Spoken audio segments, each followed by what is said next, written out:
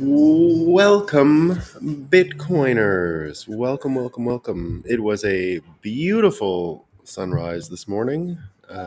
Pink, red. I even got to see the moon setting over the sea because it was, the weird coincidence. You guys ever notice that when there is a full moon, it rises precisely, well, around sunset time, and then the moon sets around sunrise. It gets calibrated. It's a weird phenomenon. That's why it looks so big when it comes up over the horizon, and when it sets on the horizon, it gets that expansion.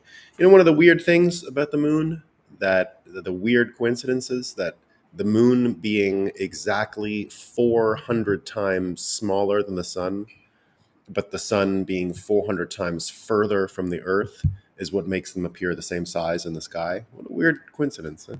A lot happened because of that. We can figure out calculus because of that, but we're here to talk about fake news, not real news. Fake news, right? The fakest news I could find today comes from Time magazine, and they had some advice for parents looking into education and all the debates going on around American education right now. And here's what Time says, right? They say that parents should have a voice in their kids' education, but we've gone too far. Right? And if that's not enough, there's another paper that chimed in and said parents claim they have the right to shape their kids' school curriculum. They don't. They don't. They don't. I love how it's written in that snarky language of American, let's call it institutional academic elites. Because that's our theme today, and it's a good segue. Um, a Twitter user named Cat Girl Kulak, from Kulak is her handle, so at from Kulak, had a really interesting thread, and it is useful today to, let's say, frame everything that we saw in the past day, 2 days, 3 days, with official narratives, and what's going on with Trump, and what's going on with January 6th, and what's going on with Fauci, and what's going on with Russell Brand, and what's going on with Jerome Powell, and all the stuff. I mean, everything's happening at once. It's amazing, right? Everything at once. So here's her thread, and I'm going to read it. She says, Americans don't understand class. Is it because we don't have a role in shaping our curriculum? Maybe, maybe. Some people would say. I still believe that one of the great problems with American society is the education system. It's where there is actual systemic racism, right? Because when you have these teachers' unions, where do you think they dump the teachers they can't fire? I'll give you a guess where they get dumped. I'll give you one guess, right? And that's really what happens. And that's one of the big reasons why I was adamant about getting Corey DeAngelis on the agenda at Bitcoin 2023, May 18th to 20th, because he's been destroying these institutions at a clip that no one else has ever seen. I mean, he just ran rugshod through them all after COVID, after the lockdowns, after what we saw as a kind of unveiling and demasking of the US education system. The minute parents heard it through Zoom and all that stuff, things changed a lot.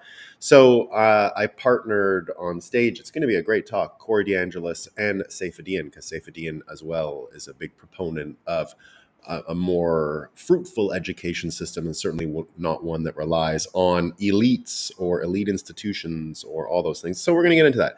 Going back to Cat Girl Kulak here, here's her thread. Americans don't understand class, American socialists especially. Every week I hear, how can Trump be considered anti-elite? He's a billionaire. This fundamentally misunderstands class. It's not how much you have, it's how you make it. Second. And Trump definitely ain't elite, right? And she has a picture of him doing one of his steak ads, Trump steaks, the best steaks in the world, right? So what she says is classic Marxists divides class via the individual's means of securing resources. The proletariat trade their labor to employers for wages. The bourgeoisie use their ownership of the means of production to extract surplus value from the proletariat laborer. Sure, this usually resulted in the bourgeoisie being wealthier than the proles, but not always. Some decayed bourgeoisie barely made more than the proles. while many successful skilled proles earned as much as lower tier bourgeoisie. They were dubbed the labor aristocracy. If you go into real feudalism, when that broke apart, and we have a bird's eye view of it when we saw Japan, right? A lot of the samurai were actually much poorer and destitute than the merchants. The merchants didn't have any political power. They didn't have any sway with the shogun. They didn't have any sway with the bukafu, the Japanese military government that ran the country during the shogunate. And so we've seen that in history. We saw it in our own, in Western countries' own change from feudalism to a more market-oriented capitalism. It certainly happened in America in the early days with landed people whose fortunes were made out of these huge plantations. And in Europe, certainly when the feudalism started to degrade, you finally had various laborers, various merchants that were able to jump and become much richer than some of the actual landowners. In America, again, we saw it in the Industrial Revolution, and it sort of changed from a patrician society to an industrial society. So the labor aristocracy is what it was called. And there was an intensive debate among socialists in Russia as to freed serfs, many of whom owned their land and owned a mortgage to their former masters, and whether or not these former serfs should be considered proles or bourgeoisie. And that's where the peasant and kulak distinction comes from. So I think she would know. She does use kulak in her name here. So I imagine she has some kind of familiarity with this peasant kulak distinction and everything that went on in the Russian Revolution related to that. So she says the important thing to understand about the American class system and the rise of the elite as opposed to the bourgeoisie or the aristocracy is the rise of prestige generating institutions and their integration with governments. And this is an important point, so I'll reread it, right? In America, it was the rise of the elite, not a bourgeoisie or an aristocracy, and in the rise of prestige generating institutions and their integration with governments. So she goes on to say, universities, think tanks, government departments, media, NGOs, and non-revenue generating segments of Fortune 500s have exploded in the last 50 years. And that's something we've talked about a lot on the show. We've talked a lot about how all of the professional orientations that became a big deal after World War II just got crystallized and frozen in time and have perpetuated ever since. And what she says is all targeted at controlling political outcomes via the manipulation of institutional and social prestige. A typical career for the modern elite is to do a master's or a PhD at an elite university, a postdoc or an internship at a think tank, a few years at a media firm, get hired at a government department, then bounce back and forth between government and the companies they regulate, right? And I've seen this up close. I went to a lot of these fancy schools in Canada. I went to school in France, and I saw the blueprint up close. I have a lot of friends living it to this day. I have friends who would have been considered right-wing or conservative 15 years ago, and now they completely buy the narrative. They completely buy all these stories about Trump. And it's not because they're stupid. It's just difficult when everyone around you and all the institutions built around you almost lead you to have that conclusion, because if you accept another conclusion, you have to sort of quit your job. You got to reorient your life, and not everyone's willing to do that, right? It's a big hassle. Easier to change your opinions, easier to fit in with the crowd. And that's sort of what's been going on in this decay that we've seen around. So she says a typical, so she mentioned that. At every stage in their career, their wealth is generated either by their attachment to institutions the government funds, or by their perceived ability to manipulate regulatory outcomes. Trump, by contrast, is a classic American huckster who attracts hostile regulators. Trump's career could not be more different than the modern American elite. He generates his wealth through a blend of family business ties, real free market activity, and an extreme bravado-infused brand. He's a man who sells board games of himself. And they have this one board game. I'm back and you're fired. Trump the game. His entire brand is a crass rejection of the prestige elite. Every effort they've put into seeming thoughtful, measured, or respected, he rejects. Trump is the grifter's grifter, the petite bourgeoisie's ideals made flesh. There's a reason rappers reference him so often, and they show a picture of him when he was in wrestling. Remember when Trump was in wrestling, and you know, he there was even a picture when he first joined the White House that had a bunch, you know, Vince McMahon, and he named Vince McMahon, the former head of WWE's wife, as I think she was the Secretary of Commerce or something like that. And there was a whole bunch of people in the picture. It was like a photo op with the McMahons and him, but it was someone made a point that everybody in the picture had been stone cold stunned. everybody in the Oval Office for that picture, and there was like 8 or 9 people. All of them had been stone cold stunned. If you don't know what stone cold stun is, he's a wrestler who was pretty big about 20 years ago and had a finishing move that was pretty funny. And Trump has been stunned, I think, a couple times when he was doing his tour in wrestling. They show him in a picture here where he's shaving Vince McMahon's head on his hair on stage. So she goes on. Even his book, The Art of the Deal, is infused with an ethos of getting away with something, of going into negotiation and winning. Any of those thoughtful, measured girl bosses would have written The Dream of Compromise, right? And he just wrote something totally different, right? It was the art of winning, the art of winning deals. But the economics of class are the real division. The American elite almost never ventures outside of government-funded institutions except to collect tribute from the corporations they regulate.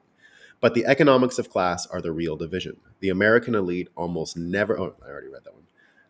Trump, by contrast, is an old school capitalist. Sure, a capitalist in the corrupt field of New York real estate, but more or less productive person who had to make bribes to government officials, not a leech who sat back and collected bribes.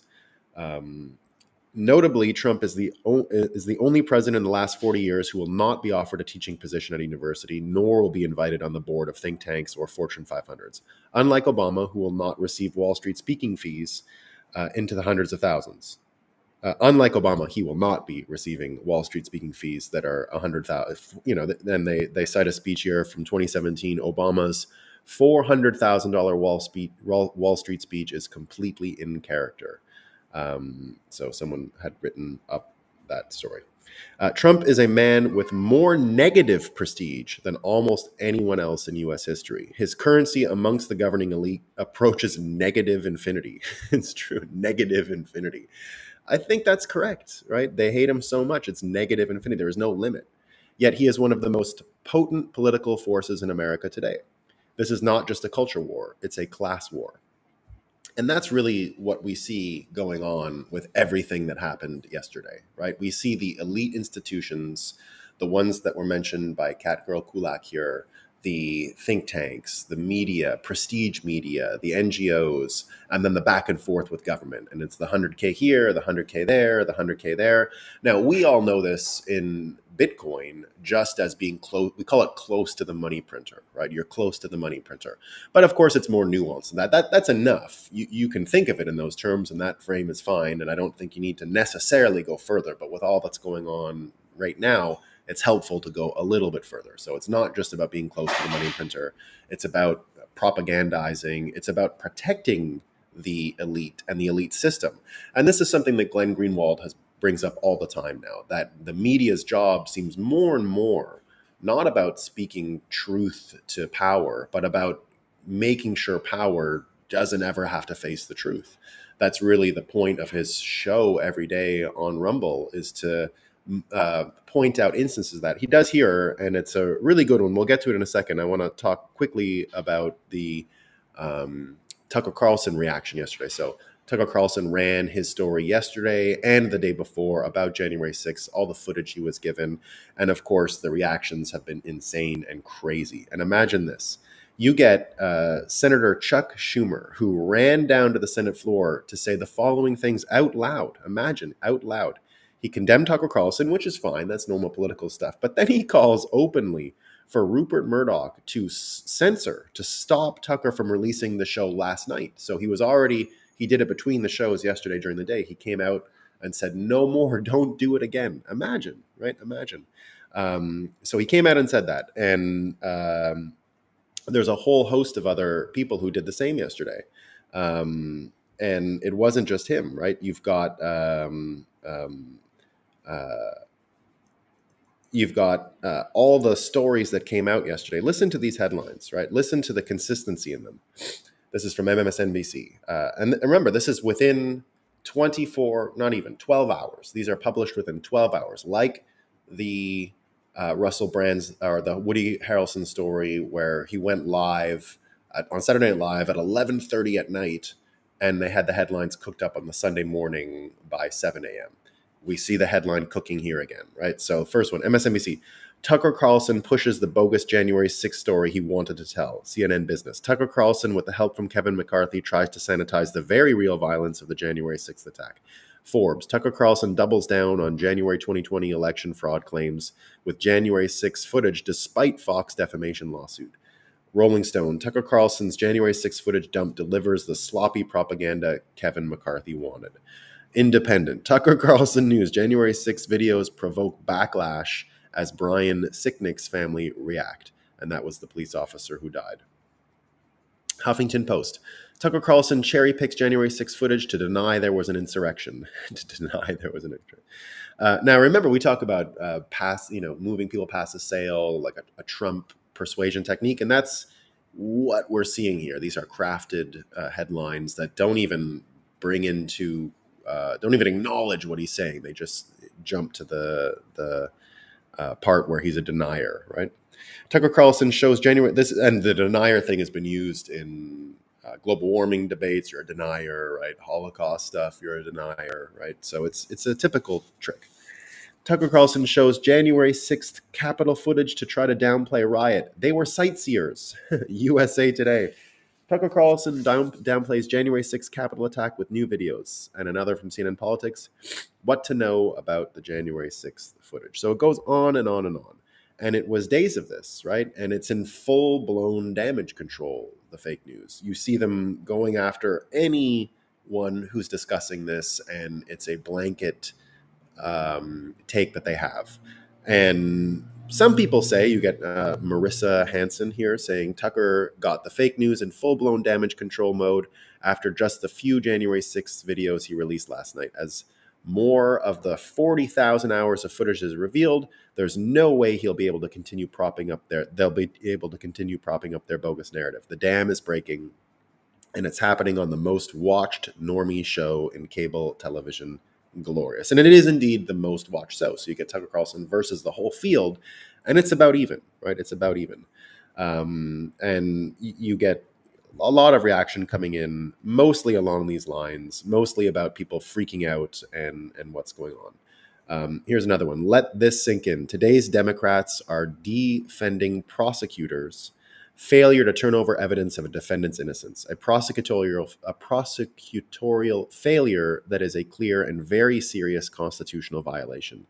This is no longer our parents' or grandparents' Democrat Party. These aren't liberals who love America, believe in equality, and fight for due process and justice. These people hate America, believe in equity, and fight against due process and for injustice to destroy their political enemies. And again, even the White House yesterday called it the worst attack on our democracy since the Civil War. That came out of Karine Jean-Pierre yesterday. It's the worst attack on our democracy since the Civil War, right? Okay, well, I think there were a few others, but there you go. It goes on. Cat Turd has another one. And he's got all the people that did the January 6th hearings, right? These liars ran a one-sided communist-style kangaroo court like our country has never seen. For the first time in history, Republicans weren't allowed their picks on a committee. They hired a Hollywood film producer to selectively edit January 6 videos to look as bad as possible while hiding footage that showed the truth. Every one of these serial lying traitors belong in prison, right? So that's one take, right? MSNBC or NBC even had this headline: bullshit. GOP senators rebuke Tucker Carlson for downplaying January 6th as mostly peaceful.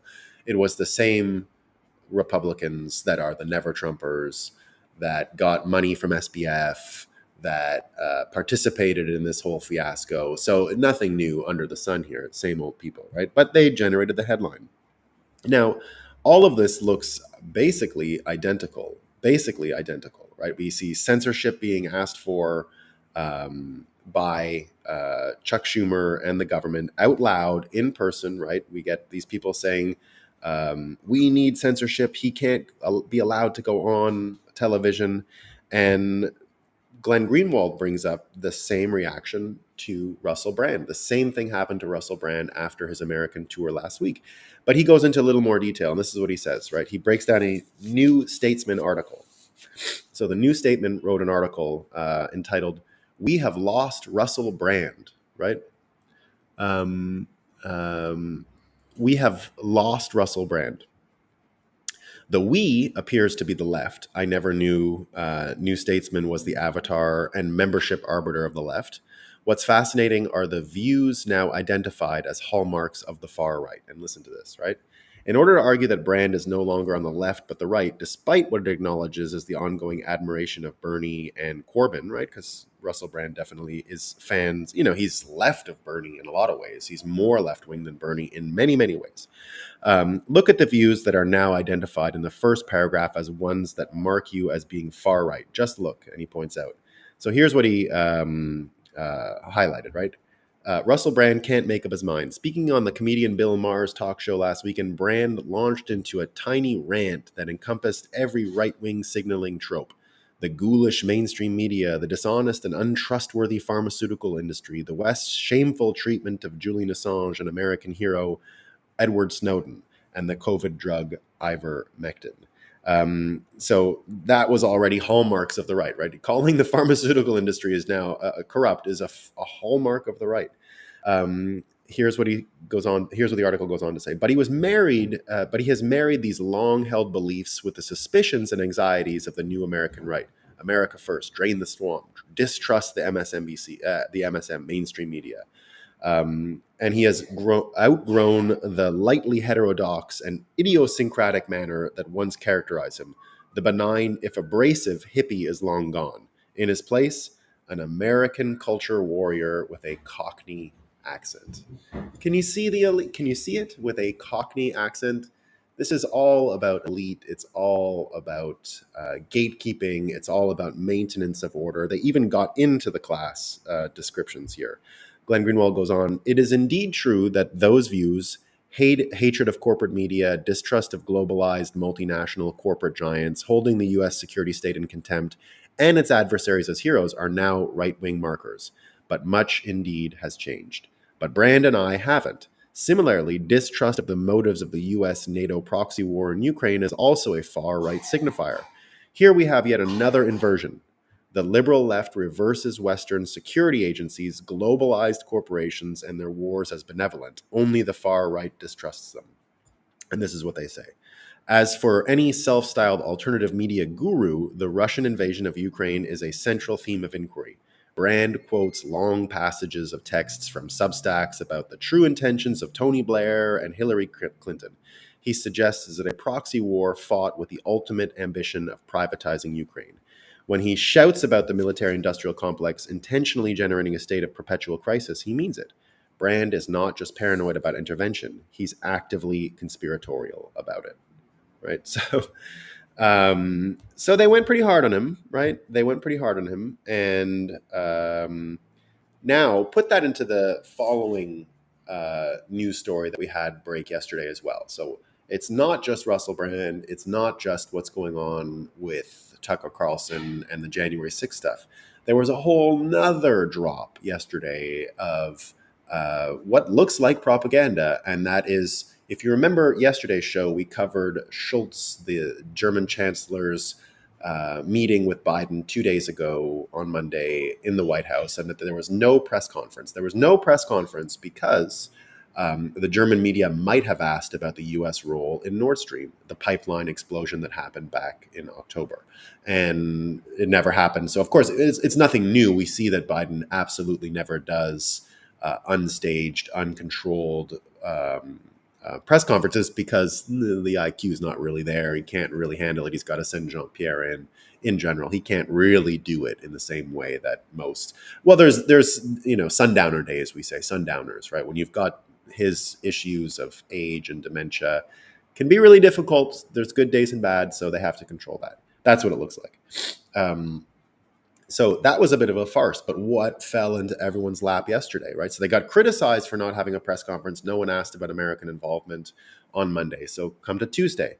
And what gets distributed by American intelligence agencies? Well, here's the following. They produce a headline and study, right? A study that the New York Times immediately publishes. And what do we know about what the New York Times publishes first? What have we learned about what the New York Times publishes? You got to be careful, right? This is one of those prestige institutions. And here's what it says: intelligence suggests pro Ukrainian group sabotaged pipelines. Right? So that's what they say. And now, this might not be a lie. It's a little bit like the earmarks of Russian disinformation that was used in the letter that the 51 intelligence agencies signed about the Hunter Biden laptop situation, right? So they can still say, oh, it had the earmarks. That we're not saying it was. So they're calling it a pro-Ukrainian group here. Well, the American government is technically USA Inc. and the Biden administration is technically a pro-Ukrainian group. So it's not necessarily a lie, right? They just don't name who it is. But Sagar and GenIII came up with a really great way of framing it. So a pro-Ukrainian group pulled off a sophisticated military operation to blow up the Nordstream pipeline without the knowledge, funding, or direction of the U.S. government or the Zelensky government. Because that's what they say. It was all, we just didn't know, right? Oh, who knows what? Now, what they're saying here, and a lot of people have been reacting to it yesterday, that they um, that they um, that they basically ran a counter narrative to the Seymour Hersh story, so that Seymour Hersh's story would no longer be the reference, right? That was what everyone was worried about on Monday. Are they going to talk about the Seymour Hersh story? Well, now there's something else they can cite, and it's deliberately designed, I think, to have another citable piece of news out there, because we know how information laundering works, right? Once you get a citable piece of news and the news reports on it, then that becomes citable. And that takes away the need to fact check. Once you have a citable story, you can just recycle it again and again and again. That's the laundering of information, right? We've seen it many, many times. Now, a lot of people are commenting on this, right? So The Guardian comes up with its story. Officials believe pro-Ukrainian group may have sabotaged Nord Stream. And it goes on and on. You get another article here. Nord Stream pipeline sabotaged by pro-Ukrainian group. Nord Stream explosions. U.S. officials say intelligence indicates pro-Ukrainian group sabotaged it. Lots of people actually coming out and saying, well, are there just these people going around that have the diving capabilities that can go, I think it's like 1,000 feet underwater, and you need a bunch of explosives? It's not just anyone, right? You need particular skills to be able to do it, but that never came up in the article. They just totally ignore it, right? Um, Sagar, I think, had one here. He says, it's very interesting how every time Ukraine assassinates someone in Russia, blows up the Crimean Bridge, or now the Nord Stream pipeline, that the intel community always assures the New York Times that Zelensky was not involved, right? Because there was a specific part of the article that says he didn't know. It was a pro-Ukrainian group, but Zelensky didn't know. It was just independent people that just went out and did it, right? On their own volition. They were in the mood. They were in the mood to blow up a pipeline. So from January 6th to Russell Brand's reaction to what we saw yesterday with this intel thing getting put out there about what's going on with Nord Stream as a new cover story, right? We can see that these elite generating institutions, these prestige generating institutions, and the whole funnel that creates these things, that creates this structure and order in America for information laundering, for narrative control, is busting apart in front of our eyes. You even had yesterday Anderson Cooper, who I've met before. I've been on CNN a few times.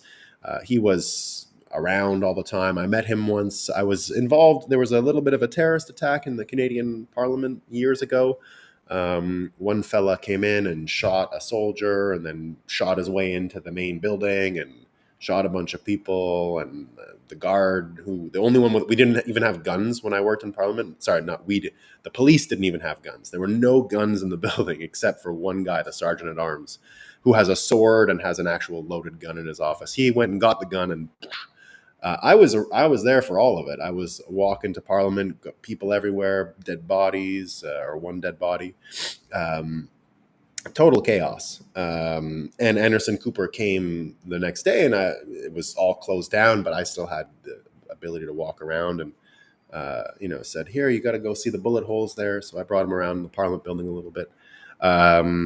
This was before things in the world got so crazy. I don't think I'd help him as voluntarily these days. But I've seen him around a few times. But don't forget, he's a Vanderbilt, right? He is comes from one of the largest fortunes in America. And remember what he said about Joe Rogan that Russell Brand brought up, the horse tranquilizer, right? So we know he gets the horse medicine or whatever when he was talking about that treatment that some people talk about. So that's what Russell Brand was bringing up. He was quick to and he's no one's denying his talent. Anderson Cooper is a very talented person. I've always had respect for even how he made his career. He didn't bother with school. He went and just did journalism, right? He created stories and went around and did these things. So what we saw yesterday was he goes on television and he says his way of dismissing the Tucker Carlson story is that Tucker Carlson would have been peeing himself. He would have wet his pants had he been on and around the January 6th stuff. Right? Now, again, Norm Macdonald called it day one, right? How they respected the velvety ropes of Statutory Hall. I don't know if anyone would really have a problem walking around that. There were some broken windows and some craziness, but it was far less of a riot than even I experienced. I was living in New York City in the summer of 2020, and let me tell you, I've seen some rioting, right? I've seen some rioting, like more than most people. I've seen some rioting. I've seen entire streets on fire. I've seen cars on fire everywhere. I've seen real riots. That was scary, right? And I wasn't at January 6th. A lot of people knew something was up and warned everyone not to go there. Another one of these Alex Jones was right thing, right? Alex Jones was warning everyone, it's a scam, don't go there, be careful, all these things. So you get you get Anderson Cooper yesterday saying he would have wet himself. But who's wetting themselves? Who's wetting themselves here, right? We see all of this narrative control. We see everything with Tucker Carlson. We see the blanket media approach. It looks like the order of the American elite system is breaking apart. Now, the context of this show has always been that everything we created to win World War II is falling apart, and a Bitcoin standard, a new logic of how to order ourselves is going to take over. Now, in the book, The Sovereign Individual, they talk about how the logic of violence will change, right? The logic of violence. That's part of it. But psychologically, it's also the logic of prestige, right? The logic of prestige is a big part of this as well. And at this point, if you watch mainstream news, if you watch MSNBC, it's embarrassing. Like if you would come to me and say, well, I heard this on MSNBC, or if you were like the guy that Russell Brand pounded on Bill Maher the other day, right? And you still blindly would say, oh, well, Fox is fake, but MSNBC is real. You can't be taken seriously in American, global, international society anymore. In the Bitcoin world, you're a joke, you're a punchline. Now, it doesn't mean you have to like Fox News. It's part of the game. We say all the time on this show, Fox News is as much of a propaganda network. The idea that there aren't propaganda networks is crazy, right? They're all propaganda networks. The idea that you can just straight call the news is also a fiction. You have a point of view. Everyone who's speaking has an opinion. I overtly say what my opinion is, so you know where I'm coming from. I'm interested in Bitcoin. I'm interested in arranging society around a Bitcoin standard. And everything we talk about here is about that, right? So I'm overt about what opinions I'm sharing and my worldview, and I'm not trying to manipulate anyone. I'm overt, right? I'm still telling you the news, but I give you the frame beforehand, and I think the frame is useful and helpful in decoding what's going on around us. And I try to share it, right? That's what we're doing. That's what good opinion news should be doing. But here you can see Anderson Cooper clearly directing his talent, his energy towards narrative control, and a good visual. Tucker peeing his pants, right? It's a strong visual. You don't have to address the issues, but you address the prestige. you address the prestige element. But the logic of prestige is changing. And I think Bitcoiners are going to change that. And it's happening anyway, right? If you look at what happened in the news yesterday, we also had Jerome Powell, right? Jerome Powell um, he was testifying about monetary policy, the economy. I don't know if you guys saw Cynthia Loomis, the senator for Wyoming, speaking eloquently and putting people in a trap about Bitcoin mining and exposing the fraud that Bitcoin mining criticism is. And so she was very effective on that, but also effective getting Jerome Powell in a corner where one of the senators was, yeah, I got the sniffles, guys. I got the sniffles. Um, where they were debating about whether or not he was killing jobs just to keep inflation down, right? So the idea was if unemployment gets to 10%, we'll finally get back to the 2% inflation. And people were saying, is this what you want? Like, are you going for absolute demand destruction? Are you trying to destroy and crater the labor market in order to get jobs? Of course, he couldn't answer it, right? So you get the ultimate in elite prestige generating factories now losing the moral high ground in all ways, right? The moral high ground is a very difficult position to argue against. And that's how a lot of this edifice was created in the beginning, right? It was that government can deliver these things for people, and therefore the moral high ground was occupied. And the Federal Reserve was a big part of that moral high ground. We need to promote policies that do better, and they did at the very beginning. Were really good for Americans, but entropy sets into any system, and now we're looking at them actually out loud saying they are targeting unemployment to handle inflation because inflation is worse, which it probably is, right? It probably is. People today talking about how inflation always brings on more sex workers and always brings on these kinds of social calamities. And that's probably true. I don't have any studies or proof of it, but it looks true. So that moral high ground is gone.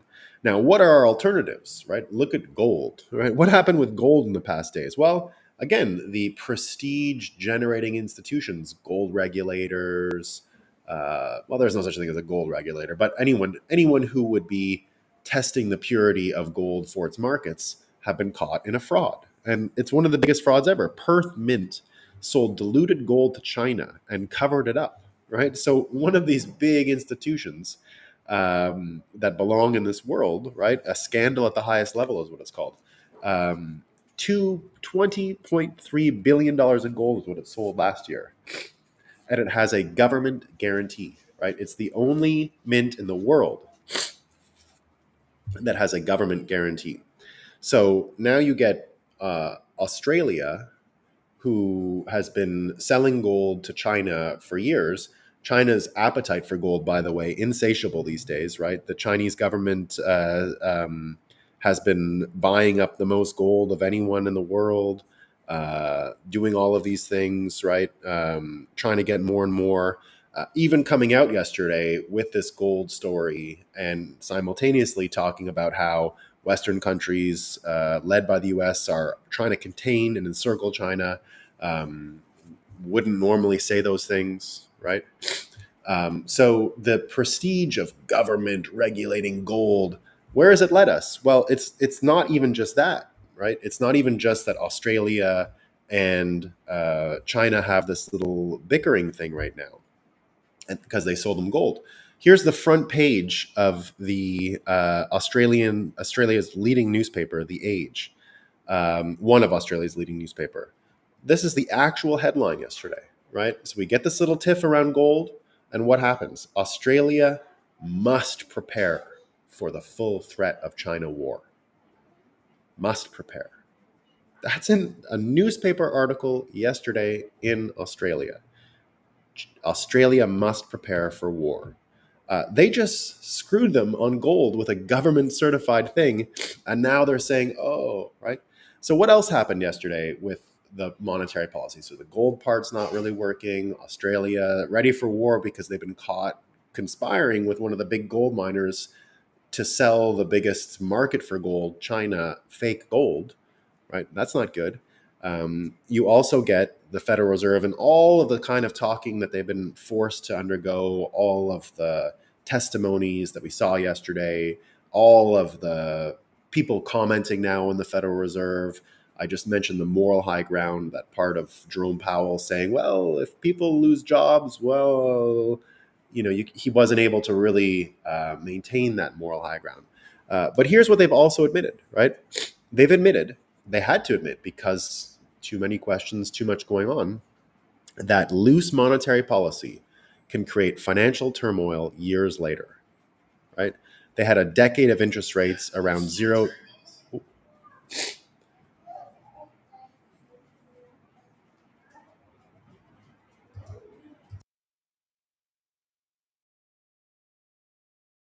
Um, so you had a decade of interest rates around zero and trillions added to the Federal Reserve's balance sheet, right? It's not rocket science what happens next. It's not rocket science, right? The moral high ground is lost, and the logic, not just of violence, is changing. The logic of prestige generation. The logic of prestige generation. Is there any prestige left going to work for a US university? Is there any prestige left working for one of these NGOs? Is there any prestige left working for the Federal Reserve? Working for the government? Right? I think as Bitcoiners, I knew 10 years ago this was all a dead end and it should be abandoned. I abandoned it.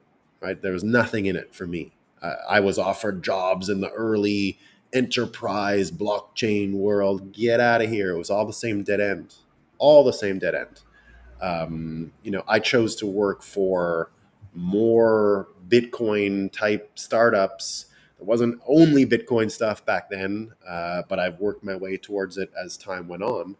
And the prestige factor, now it could just be our little community, but I'd say in many ways we already have a much better lifestyle. We're not getting afflicted by these psyops. We're not getting rolled and tricked every day. We have some form of psyop protection just because of the nature of the Bitcoin network, uh, being that we are peers, right? We are a peer-to-peer network, and peers in general do look out for each other. Remember the Magna Carta revolution that changed Western prestige institutions 1,000 years ago, right? 1,000 years ago was about peers. They became known as peers, the lords, moving against the king and absolute power.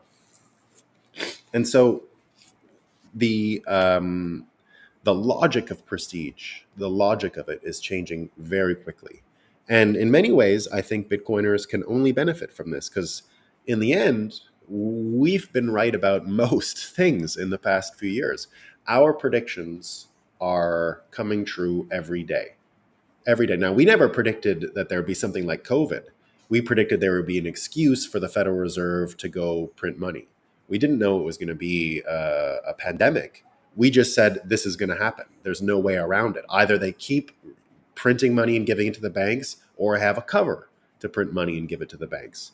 So, in many ways, Bitcoiners are left with the least amount of adjustment to what some people call a crazy world around us, right? But not to Bitcoiners. This is on schedule for us. This is our worldview. What we predicted 10 years ago, the reason why many early Bitcoiners got involved, the reason why people continue to get involved, they see the thing breaking. They see the logic of prestige changing. They see the moral high ground being lost on all fronts. And where do you go to find that? In the end, you find the moral high ground with Bitcoin. You find prestige generation with Bitcoin. And by prestige generation, the logic of prestige is also different.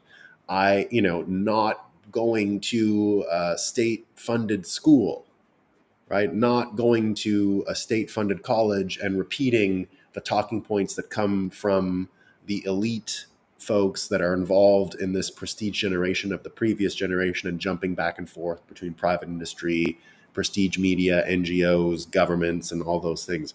We saw everything happening in COVID, for example, right? Look at Fauci's entire career. If anyone, and as we go forward, I think we're going to be studying what people like Fauci did in their professional lives, and it's going to become stinky. It's going to become a joke. It's going to become embarrassing. And so that's what's going to change and help bring on a Bitcoin standard. The logic of what is prestigious, what is interesting, what is worth your time. Remember, Bitcoin can flatten our meaning of money down to a simple thing: time is money. That's it. Time is money. Money is time. And we confuse that over the years with the machinations that we use to invent a form of money. Right? I still believe Satoshi Nakamoto invented money. He invented it. We had things that acted as money before, but you required things like aircraft carriers, oil.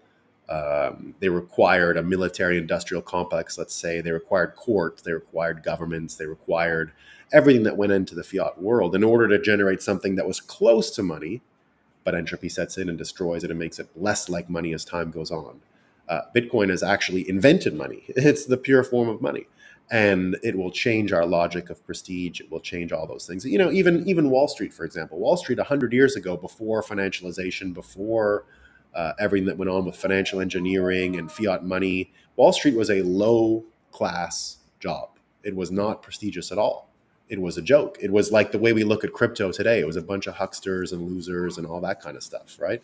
And not the kind of hucksters that, you know, we were just talking endearingly about Trump. These were not great people, dirty people. It was not fancy in the way that we might think of today if we look back in time.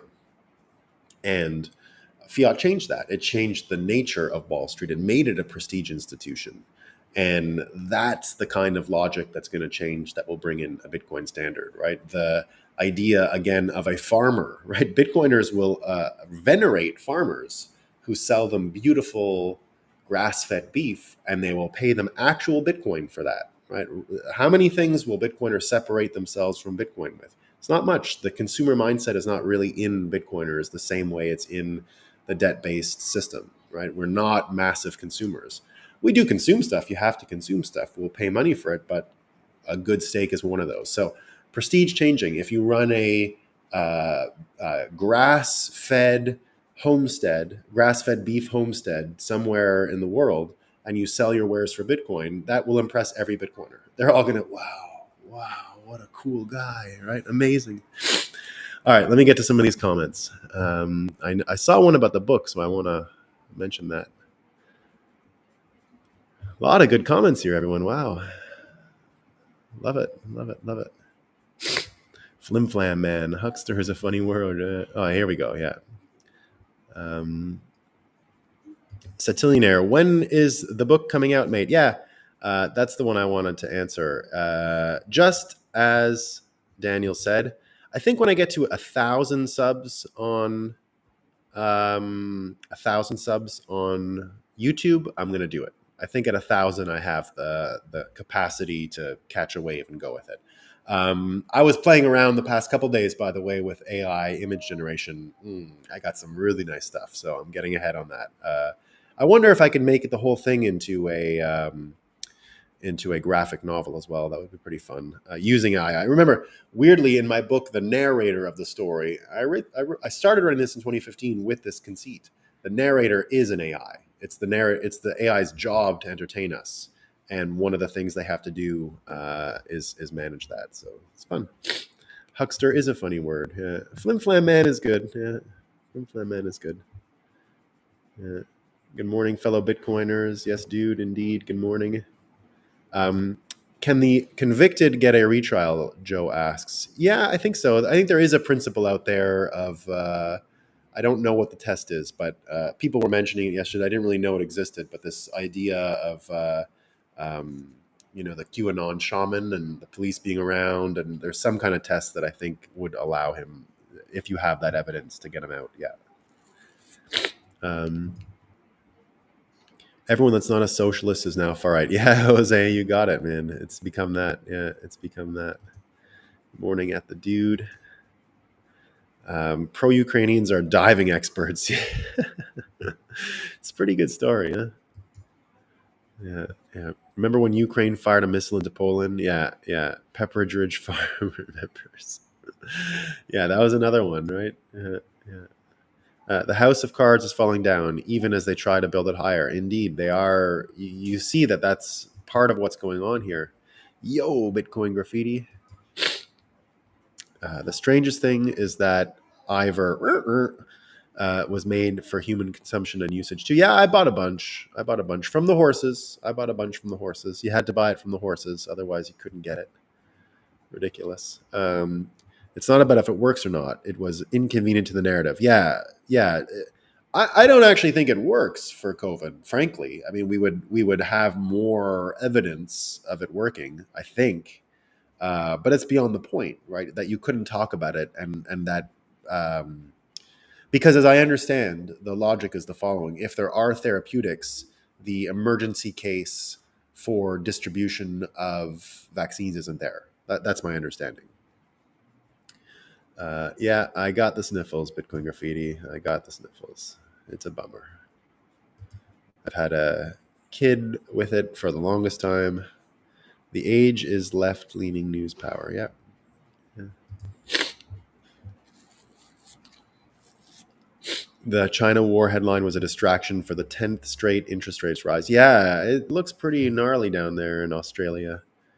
Um, Diluting gold is the oldest trick in the book. Yeah, but remember, diluting gold is the oldest trick in the book.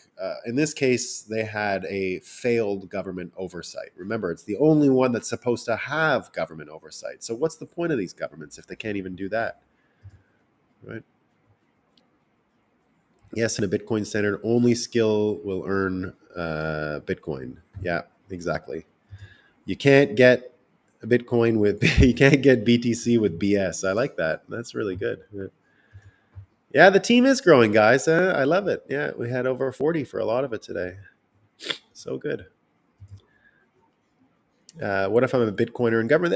Look, we're in a transition period right now, right? I don't think anyone out there needs to feel guilty or they're not doing enough for Bitcoin.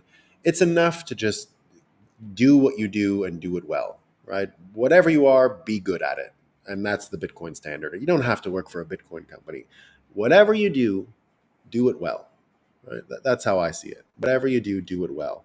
And that is being on the Bitcoin standard. It's the whole time preference thing. It's the whole, you don't need to look over the next horizon all the time for what you can get and what's great, right? It's about shrinking your um, time preference and getting good at what it is you're doing. So there's no problem with working for a government. There's not everyone in a government is bad, right? We don't want to paint that picture either.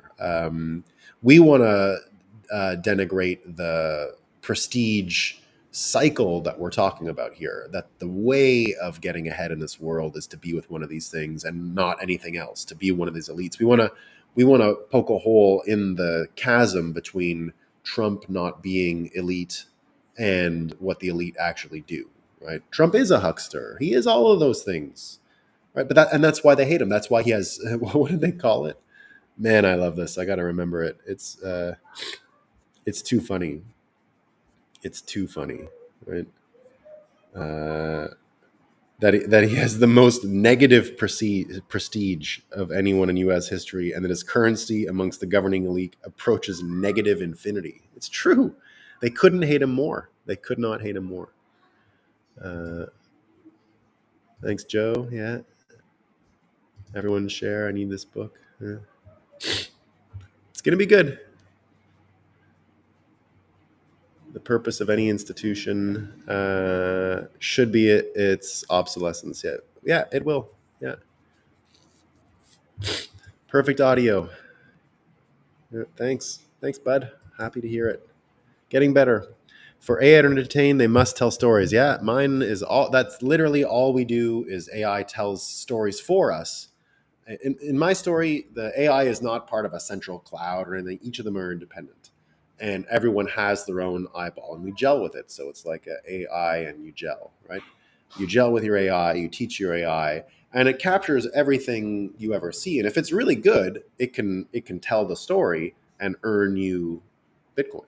Right? That's sort of the fundamental basis of the economy. Um, so there you go.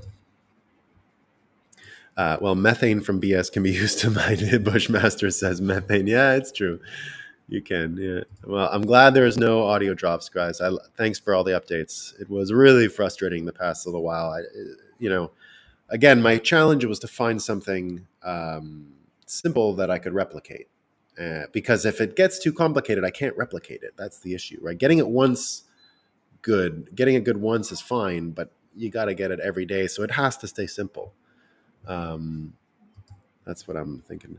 I'm trying to be a Trojan horse for Bitcoin. Yeah, but yeah, no. Again, Jose, there's no there's no guilt around this stuff, right? And Trojan horse is the right attitude. And again, I think it's simple. All Bitcoin wants you to be is good at what you're doing, right? That's how you earn Bitcoin in the end. Whatever it is you're doing, just be good at it, right? We need some grassroots education movement in public schools. Well, I don't know how much the public schools are going to make it, honestly. I think they might all fall apart. And we've got grassroots school path might be vouchers. Yeah, that's why we've got Corey DeAngelis and all that. The educational Trojan horse could be could be a what is money talk. Yeah, I'm going to be on What Is Money in about a month, less than a month. Yeah, don't call them public schools. Yeah, yeah. There's a better name, but again, government schools. Yeah. Um, but even a better name than public schools. I like the charter schools. I like voucher schools. I got into them because Steve Jobs years ago was talking about them all the time and used his connection with Bill Clinton actually to get ahead on it. That's the reason why they even exist in the first place. Say what you want about Bill Clinton. I mean, you can say plenty of bad things, but you can't deny he was smart. He was just a clever guy. That's what I liked about him. Smart, smart, smart, and he could understand these things. Maybe it's imperative to have some alternative. Well, and that's why I do think the United States has been successful, really successful. It's like the saving thing for our young people um, is the charter schools. I see them as successful. I see, when I lived in Brooklyn and saw all of those kids who would otherwise be in a really bad, and I could still see the ones in the bad situation.